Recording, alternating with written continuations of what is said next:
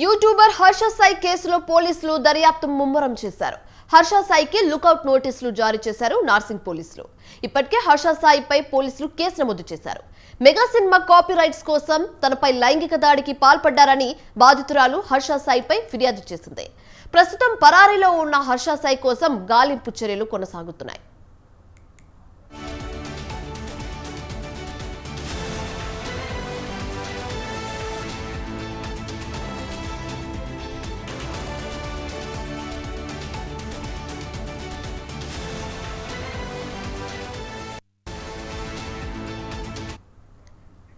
YouTuber Harsha Sai కేసులో పోలీసులు దర్యాప్తు ముమ్మరం చేశారు.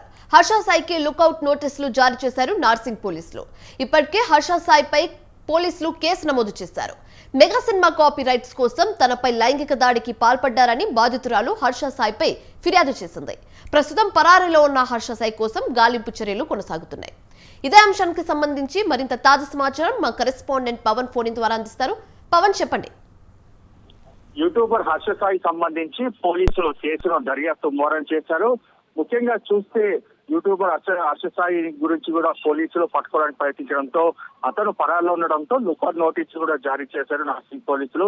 ఇప్పటికే హర్ష సాయి పైన కూడా కేసు నమోదు చేసిన పోలీసులు అతను పట్టుకోవడానికి కూడా తీవ్రంగా గాలింపు చర్యలు చేపట్టారు. ఎందుకంటే లైంగికంగా వేధింపులు కావచ్చు, అంతేకాకుండా మెగా సినిమా కాపీ రైట్స్ సంబంధించిన విషయంలో కూడా తనను ఇబ్బంది పెట్టారని చెప్పి కూడా బాధితురాలు ఇప్పటికే పోలీస్ స్టేషన్ లో ఫిర్యాదు చేసింది. ఫిర్యాదు చేసిన నేపథ్యంలో అతని గురించి కూడా పోలీసులు ప్రత్యేకమైన టీమ్స్ ను కూడా రంగంలోకి దించారు. రంగంలోకి దించి గాలింపు చర్యలు చేపట్టినా కూడా అతను దొరకకపోవడంతో లుకౌట్ నోటీసు కూడా జారీ చేశారు. అంతేకాకుండా హర్ష సాయి సంబంధించిన విషయంలో ముందస్తు బెయిల్ కూడా హైకోర్టులో వేయడంతో అతనైతే తండ్రితో పాటు ఇమ్రాన్ ఇద్దరు వ్యక్తులు కూడా ముందస్తు బెయిల్ వేయడంతో కూడా బెయిల్ కూడా నిరాకరించింది high court.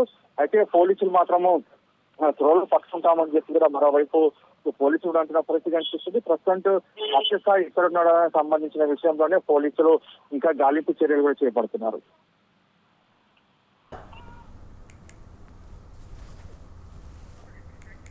Right, thanks for the updates Pawan.